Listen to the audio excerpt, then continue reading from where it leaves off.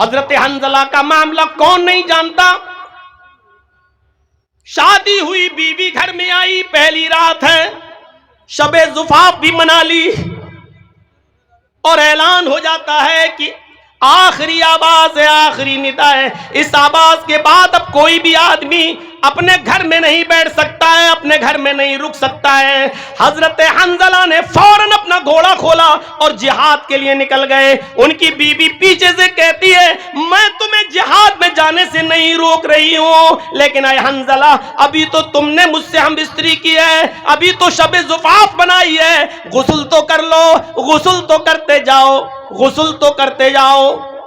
کہنے لگا بیوی غسل کرنے کا موقع کہاں ہے؟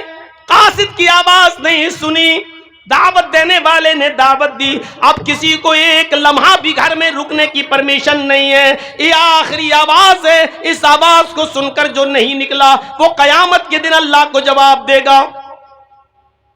گھوڑا دوڑایا اور نکل گئے، میدان جہاد میں گئے، لڑے، اتنا لڑے کہ لڑتے لڑتے انہوں نے اپنی جان کی قربانی دے دی، شہید ہو گئے، کئی کافروں کو مارا اور خود بھی شہید ہو گئے۔ میرے بھائیوں، جب ان کو دفنایا جانے لگا تو آپ کو شاید یہ مسئلہ معلوم ہو، جو اللہ کی راہ میں قتل کر دیا جاتا ہے اس شخص کو انہی کپڑوں میں دفنایا جاتا ہے جن کپڑوں میں اس کی شہادت ہوتی ہے، پہلی چیز۔ دوسری چیز یہ ہے کہ شہید کی نماز جنازہ نہیں پڑھی جاتی ہے۔ تیسری چیز یہ ہے کہ اس کو غسل نہیں دیا جاتا ہے اور بغیر غسل کے اس کو دفنایا جاتا ہے۔ قیامت کے دن شہید اسی حال میں اپنی قبر سے اٹھے گا کہ اس کے جسم سے خون کے قطرے گر رہے ہوں گے۔ اللہ رب العالمین ان قطروں کو دیکھ کر کہے گا فرشتوں اس سے کیا حساب لوں، یہ تو میری راہ میں سب کچھ قربان کر کے چلا آیا، اس کو جنت کے اندر داخل کر دو، جانے دو اس کو جنت کے اندر۔ تو جب حضرت حنزلہ کو دفنایا جانے لگا تو بیوی نے عرض کیا اے اللہ کے نبی میرے شوہر کو غسل دے دیجئے۔ اللہ کے نبی نے فرمایا حنزلہ کی بیوی شاید تمہیں پتہ نہیں، شہید کو غسل نہیں دیا جاتا ہے، جنازہ نہیں پڑھا جاتا ہے۔ کہنے لگی میں جانتی ہوں، مسئلہ معلوم ہے، لیکن میں کیسے بتاؤں؟ اے اللہ کے رسول آپ ہی فرماتے ہیں ان اللہ لا یستحی من الحق، اللہ حق بات سے نہیں شرماتا۔ کل ہی میرا نکاح ہوا، میری شادی ہوئی، میرا شوہر مجھے گھر لایا، پہلی رات ہی میرے ساتھ شب زفاف بنائی، جہاد کا اعلان سنا، رات ہی میں نکل گیا، اتنا لڑا کہ لڑتے لڑتے شہید بھی ہو گیا۔ اے اللہ کے نبی شب زفاف بنانے کے بعد میرے شوہر غسل نہیں کر سکے اور بغیر غسل کے نکل گئے، اس لیے میں اس غسل کی بات کر رہی ہوں کہ میرے شوہر کو وہ غسل دے دو، میرے شوہر کو وہ غسل دے دیجئے جو بیوی سے ملنے کے بعد دیا جاتا ہے۔ میرے شوہر بغیر غسل کیے ہوئے نکل گئے اور شہید ہو گئے۔ تھوڑی دیر اللہ کے نبی نے توقف کیا، گویا کہ وحی کا انتظار کر رہے ہوں، اور تھوڑی دیر کے بعد کہنے لگے اے صحابیو حنزلہ کو ایسے ہی دفن کر دو۔ بی بی پھر بولی اے اللہ کے نبی میرے شوہر کے غسل کا کیا بنا؟ امام کائنات نے فرمایا اے حنزلہ کی بی بی تیرے شوہر کو میرے غسل کی ضرورت نہیں، آسمان سے اترنے والے 70,000 فرشتوں نے تیرے شوہر کو غسل دے دیا۔ تیرا شوہر غسیل الملائکہ ہے، اس کو غسیل الملائکہ کا خطاب مل گیا، تیرے شوہر کو 70,000 فرشتوں نے غسل دیا۔ یہ کون سا جوان آدمی تھا، شادی ہوئی، پہلی رات منائی اور جہاد کے لیے نکل گیا، اپنی خوبصورت بیوی کو بھی چھوڑ گیا۔ جہاد بھی اللہ کی عبادت ہے اور عبادت کے لیے نکل گیا۔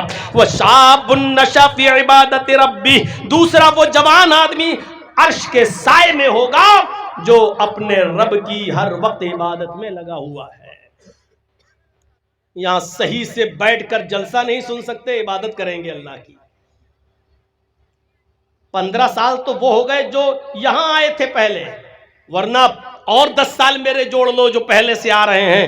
25 سال پہلے بھی اسی طریقے کے ہنگامے ہوا کرتے تھے جلسوں میں، اور اسی طریقے کا شور ہوا کرتا تھا۔ اور آج بھی اگر کوئی پوچھے کہ جرجی صاحب میں نے سب سے پہلی تقریر جو کی تھی بمبئی میں، اس وقت میری عمر تھی 17 سال 10 مہینہ، جب بال ٹھاکرے کے خلاف میں بولا تھا، اور جب میں نے اس کو کہا تھا کہ ہرے رنگ پہ پابندی کی بات کرتا ہے، پہلے لوکی کھانا چھوڑ، پالک کھانا چھوڑ،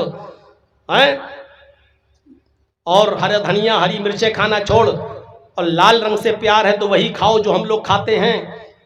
اور اس جرم میں جب ہم گئے 24 گھنٹہ بٹھائے رہے، مجھے تھانے میں رکھا گیا، اور پہلی مرتبہ جب میں تھانے میں بیٹھا تھا، اور اس لیے کیس میرے اوپر نہیں بن پایا تھا کیونکہ میرے بالغ ہونے میں 2 مہینے کم تھے، 17 سال 10 مہینے تھے، 18 سال کا ہوتا تو بھی چلا گیا ہوتا اندر۔ اس وقت سے میں بول رہا ہوں، اور آج اپنی عمر کے 46 47 کے آس پاس میں پہنچ گیا ہوں۔ اندازہ لگائیے گا کہ 18 سال سے لے کر اب تک کتنے سال کا عرصہ گزر چکا ہے۔